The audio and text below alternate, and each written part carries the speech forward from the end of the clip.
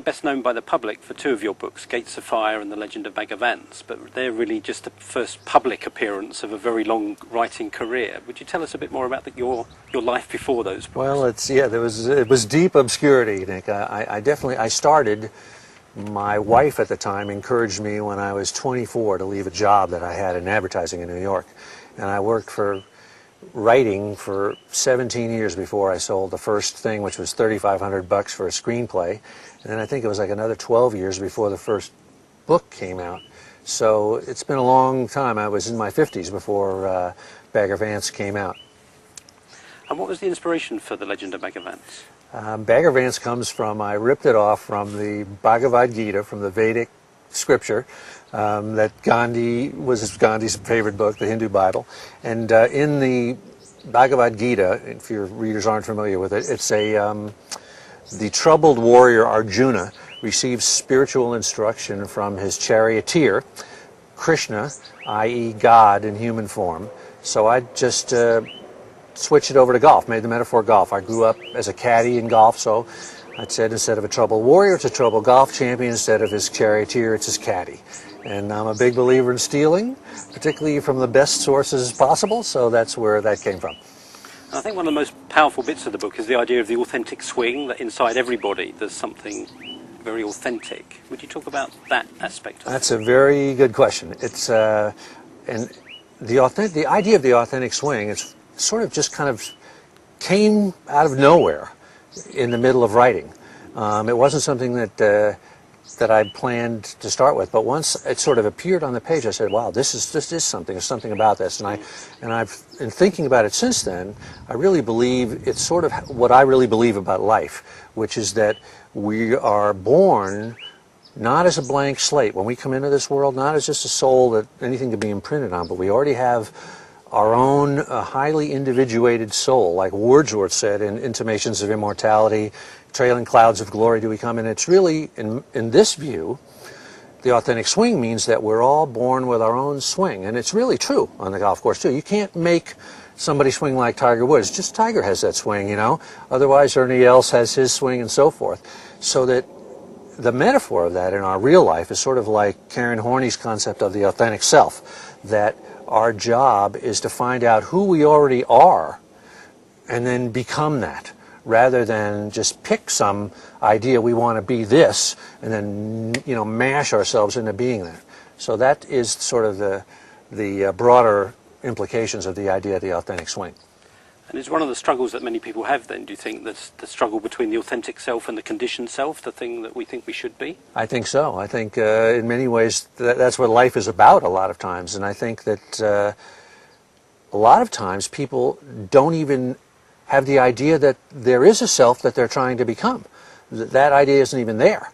And of course we're conditioned by our parents and society and everything to do certain things, but yet there's always that creative voice inside, whether that's telling us and nudging us in that direction. And the question is finding the confidence and the faith and the courage to follow it. So you believe that we all have a destiny. How do you see the difference between destiny and fate? Because for many people, I think they confuse the two things. Wow, I don't really know what fate is. Maybe fate has something to do with other forces out there. But I certainly believe that we do have a destiny. We all have, sometimes we have more than one talent, but we certainly, all of us have one talent. It doesn't necessarily have to be an artistic talent or something. It may be a gift for helping other people or for guiding other people, being a mother, opening our own business, following our star in that way. But I think we all do. And the real problem, I think, in modern life, in this postmodern world that we live in, is that we're never given credit for that. It's almost as though the idea of having a destiny, maybe that applies to JFK or something like that, but not to the rest of us peons. And I think that's not true at all, that we all have a star that's calling us to follow it. And what are the pointers that we can use to find our own destiny? That's another really good question. I mean, I think, you know, in The War of Art, this other book of mine about, I talk about resistance, which is the force of, as I define it, capital R resistance, a kind of self-sabotage and that prevents us from doing the thing we were meant to do. And resistance usually takes form as fear. we're afraid to leave our jobs and start another career, or we're afraid to write that novel or start that garage band or whatever it is. And I think that sometimes we can use that fear to guide us to what we're supposed to do. Because at least it's my belief that whatever it is our calling is, our real calling, we'll be more afraid of that than anything else. So if we can just kind of ask ourselves a question, what strikes the deepest terror in our hearts, that's a really good indicator, I think, that that's what we should be doing. So do you think most people actually live their life in resistance? Because it seems to me that a lot of people do actually live life in a form of resistance. I do think that's that. true? I do think that, and I think it's probably the crowning sort of tragedy or sad thing in the world. I'm a believer that we have two lives. You know, we have the life we live, and then we have an unlived life within us. And when we don't follow out that unlived life, that thing that's our calling, things happen to us. I think we develop vices, we develop neuroses, we develop conditions, because the creative drive doesn't go away if it's suppressed. You know, it takes another form. It takes a shadow form, and we'll find ourselves getting involved in various vices or abusing ourselves, abusing others. And eventually, I think we can give ourselves diseases if we don't live out this thing, because it's a creative force. It's like a volcano. It's like lava trying to come up through the surface. And if we keep holding it down, it's going to come out somewhere in a malign form, in a malignant form. And how do we move, if you like, from being an amateur? Because I know in the War of Art you talk about moving from being an amateur to a professional. What are the kind of mental concepts involved in making that transition from being a creative amateur to a creative That's professional? another good question. It's like in my own life, resistance or self-sabotage just wiped me out for years. You know, a divorce, all the other things, sex, drugs, rock and roll, all those other things, and a lot of unhappiness before I finally sort of turned a corner and really started doing my work. Things just became so miserable the other way that I decided I better do my work. It'd be easier. And in rethinking that, looking back and trying to conceptualize that, I've thought of it as turning pro, as changing from an amateur to a pro. And an amateur is somebody who does something as a vocation. If we're thinking about, say, someone who wants to be a writer, wannabe writer, it's like a weekend warrior is what the amateur does. The amateur doesn't really take it seriously. When excuses come up, a reason not to sit down and do the work, the amateur will accept those excuses and believe it. You know, I really do have to go shopping, I got to take care of that kind of thing. Whereas a pro has a much more hard-nosed, almost, a lunch bucket attitude towards things, and a pro will not accept the excuses. A pro will not let fear stop him or her. A pro sits down and does it no matter what. I think, in a way, we're all pros already in our jobs. We always show up for work each day. We stay each day. We hit it as hard as we can each day. We take it seriously. We come in if we have the flu, that's the kind of thing. But yet, when we switch to our avocation, to the symphony we want to write or to the business we want to open, we suddenly become these wishy-washy amateurs, and we don't apply those same standards. So it's the difference between a pro and an amateur in terms of our lives. I think it's just a mental change, just an attitude change. I have a friend, a woman, who took up golf a little while ago as an adult, and we were going out to play one time, and she'd only been playing for a month, and she said to me, I have this attitude towards golf. And she says, in my mind, even though I stink right now, even though I can't break 100 right now, in my mind, I'm a pro. And I'm going to go out there, I'm going to focus on every shot, and I'm not going to let, anger or impatience, knock me off my goal. And I think that's it. It's just a sort of a splitting the diamond, just a change in point of view. But it's a point of view that changes everything. And it seems to me that often actually what we're resisting is the good stuff. We resist success, we resist creativity, we resist fulfillment. Why on earth would we do that? That's a very good question, and I'm not sure I even really know the answer. I mean, I can give you my sort of deep answer. Should I give you that answer? Yeah. It's sort of an answer out of Jungian psychology, where Jung believes that we have sort of two identities. There's the ego, which is kind of a smaller thing that part of our psyche that we use to control our day-to-day life. And the ego is seated in a much greater entity called the self, what he calls the self with a capital S. And dreams come from the self, intuition comes from the self. The self is connected to the what he calls the collective unconscious, and all sorts of sources of deep creativity. I would call it, almost the divine, some sort of a mysterious thing. So what I think resistance has its seat in the ego, in the little sort of self-centered ego. And when our greater self tries to express itself by being creative, by saying, yes, I am going to open that business, I am going to start this new venture, I am going to write my symphony, the ego is very threatened by that because, it's out of business if we, and so that's where I think that it comes from, and that's why it's really, resistance appears when we want to move from a lower level to a higher level, from our baser self to our nobler self. It doesn't go the other way. If we want to go downhill, there's no resistance at all. But if we want to go uphill, it kicks in. So that's what I think it is. I think it's our lower self trying to keep us from getting to our higher self. So you think ultimately we're resisting our own divine nature? Exactly. We're resisting our own growth.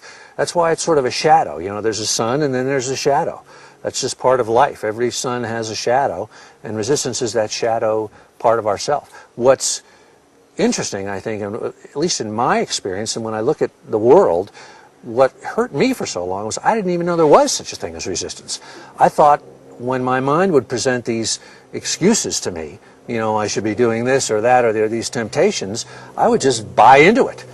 But when I finally realized that it was sort of like a siren song lying to me, insidiously tempting me like the serpent in the garden, then I could see through it, and I would hear those same voices, but I'd say, I'm not going to listen to that, I'm going to forge ahead. So how do people in their own lives become aware of resistance? If they're already in it but they don't see it, how do they become aware of it and realize they have a choice? I think that if you do just start sort of listening to those voices, you can tell when they're lying to you. You can tell if you have a PhD dissertation that you're supposed to do and you've been doing it for 3 years, obvious, and you're not doing a damn thing, or if you have any kind of a dream that you're not living out, you can be sure that resistance. And actually, I know when I talk to my friends about this, and when people read The War of Art, they get it. As soon as they hear, I would bet that our listeners and viewers right now, as they're hearing us talk, people are thinking, oh yeah, I know the thing I should be doing. It's like, we all know what the thing is that we're supposed to be doing. And if there's anything that's presenting us with a pretext not to do it, bank on it, that's resistance. And you seem to have developed quite a warrior-like attitude towards dealing with resistance. How have you developed that capacity? Well, I think it's, like I say, I like to think of it as a professional as opposed to an amateur, but it is a kind of a warrior thing too, in the sense that even if you just simply can't, fear is really sort of the nature of resistance. That's kind of the overall thing, at least as I've experienced it, and people that I've talked to have played that back to me. And so the warrior attitude is that you can't wait until fear goes away. You're never going to conquer fear. It's always going to be there. You simply have to act in the face of it. And what helps me to look at it as a pro versus an amateur is a pro kind of demystifies things. It doesn't. Pro kind of takes the mystery out of things. It's just kind of a lunch pail, hard hat. Get out the tools and do the job. And that's what sort of helped me to kind of make it less of a calling or a mysterious thing, and more of just a craft and a day-to-day job that I'm going to do. And in The War of Art, you talk about resistance in a way being the enemy, but we also have an ally in the higher realms of consciousness and higher realms of creativity. Talk to me about those. It's another good question. Like I said before, there's a sun and then there's a shadow. Resistance is kind of the shadow side of it, but things aren't all bad. There's a kind of an equal and opposite Newtonian thing, and it's like Goethe's famous quote about there's a magic in making a start to something. As soon as we start something, mysterious forces come to our aid, which we can't even explain why. We even have serendipitous meetings with people. Financing appears for us, things like that. So, and certainly inspiration comes I believe in muses. I believe in angels. When I finish here's an example. When I finish a day's work, a lot of times I'll go up on the hill here and take a walk, just to clear my head. And as I'm walking and my head sort of empties out, a little voice will come to me and say something like, this word, you use this word on page, whatever it is, and you should change that to this word. Or, we need this character to do this or something. And in other words, there's a real positive force out there, the unconscious, whatever you want to call it, or the muse, that is feeding us ideas in the shower, when we're shaving. Once we start, once we get into a groove, like a magnetized rod attracts iron filings, ideas will come to us, because existence is self-organizing, and that factor comes into play.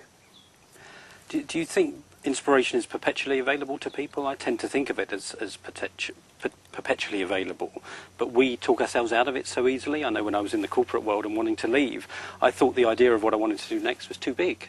Do you think ideas, our inspiration often comes in a size too big for us and that we don't recognize it? I do, exactly. I think that's exactly it. I think it's like we're so quick to nullify something. It's as if a gift lands right on our plate, solid gold is put in front of us, and we immediately say, well, that can't be for me, I'm not worthy of that. An inspiration, I think, is constantly coming in, but we're filtering it out, we're censoring it, we're not allowing ourselves to receive it. A big part of, I think, finding the courage to make a breakthrough is just trusting that stuff. And not only trusting it when it's in front of you, but trusting that it's going to come tomorrow. I mean, I always joke that I never know where my next idea is going to come from, and any artist or any writer says that, or if I'll ever have another idea, like actors say, I'll never get another role. But there always is another role, there always is another idea. There has to be, just like there's always, the sun is coming in.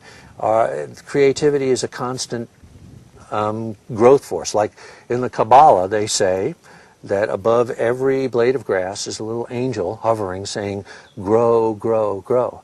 And I think it's the same for us.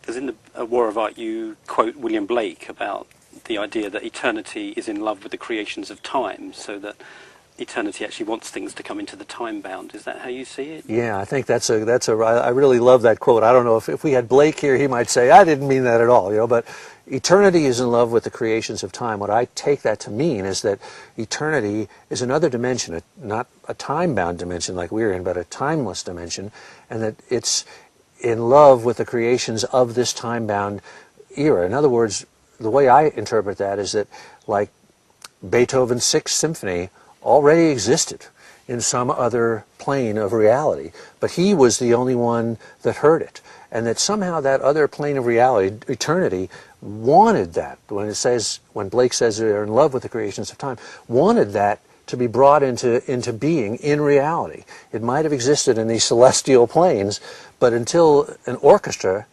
in physical time could actually play it, they weren't happy, these forces in eternity. And I think that's the essence of creativity, that we're here as receivers and as agents of these forces.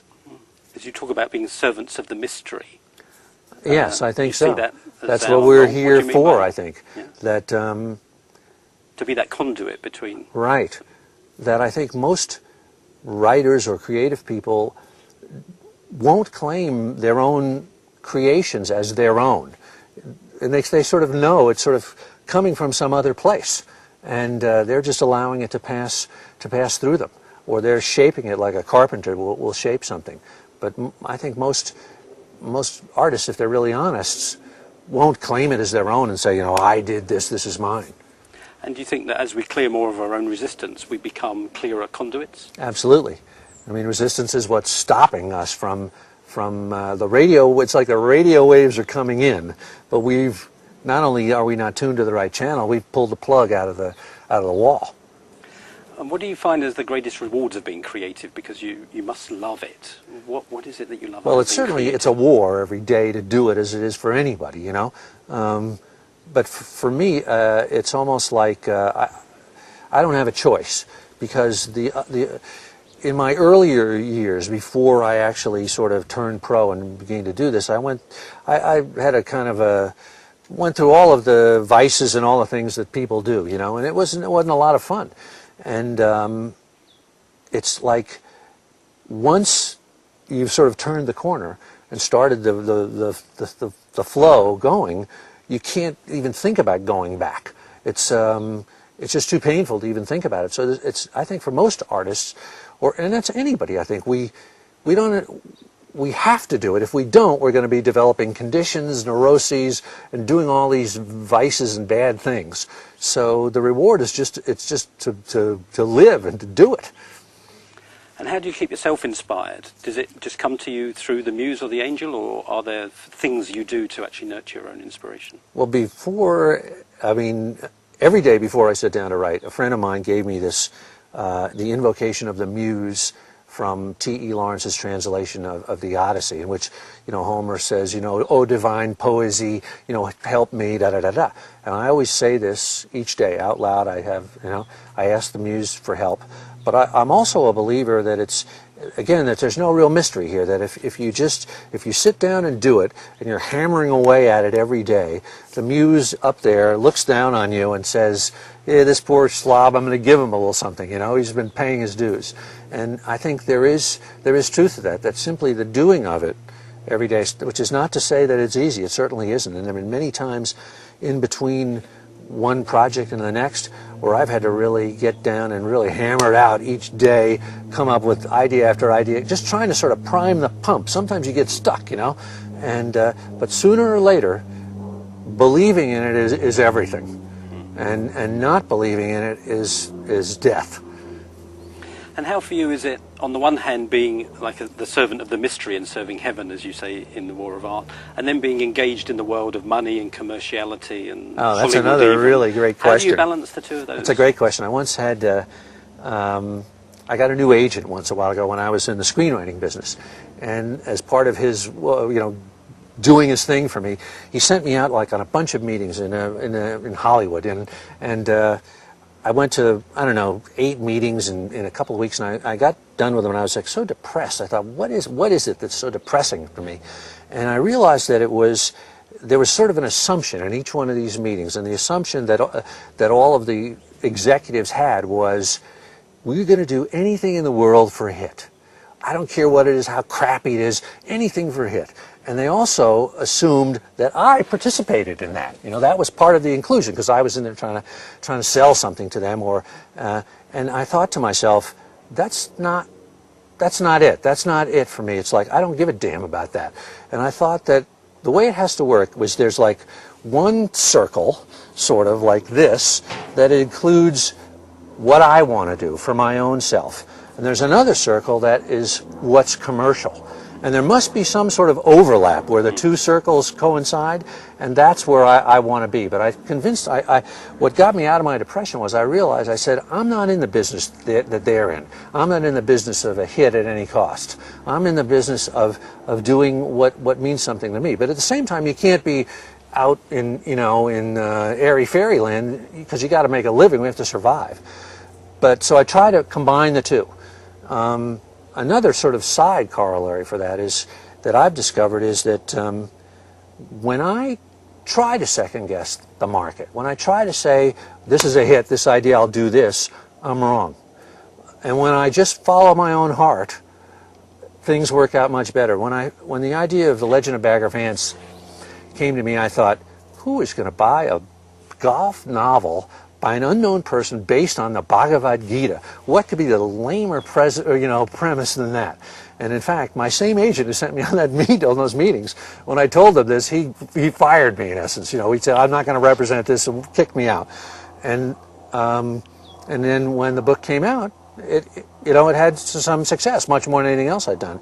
The second book of mine that actually had success was Gates of Fire, which is about the Battle of Thermopylae, the 300 Spartans, and holding the pass. And I thought, when I had that idea, I said, who's possibly going to be interested in this? This is another lamest idea in the world. Nobody has ever heard of Thermopylae, can't spell it, couldn't care less about these people. But yet, when it came out there, to my amazement, people responded to it. So Whereas other times I've tried to second guess the market and just fallen on my face. So the bottom line for me, at least, is I have better success commercially following my heart. And is that a supreme act of trust in a way, though, that what you're going to write and you're inspired to write is somehow going to find a niche in the world? I guess so. You just sort of hope that you're not completely crazy, that what appeals to you will appeal to somebody out there anyway. Now, I don't know if that's true in all cases, but certainly for me, I think when you try to second guess the market, you're asking for trouble, because you're not really doing what's coming from your own heart. And just to finish off, what is it that really gives your life most meaning? What, at the end of the day, are you going to be most proud of your life? I'm a believer in the muse. I really do believe that there are forces out there, mysterious forces that we can't see, that want us to bring something into reality. Whether it's a book, whether it's a business venture, whether it's whatever. And that, to me, is kind of what life is about, and the war, the internal war that we have to fight to overcome our own self-sabotage, our own lack of faith, lack of trust, our own self-diminished image of ourselves. The process of kind of fighting that war and producing that stuff is, to me, what my life is about anyway. Brilliant. Thank you so much. It's been a real joy to meet you. Thank you, Nick. Thank you so All much right. indeed.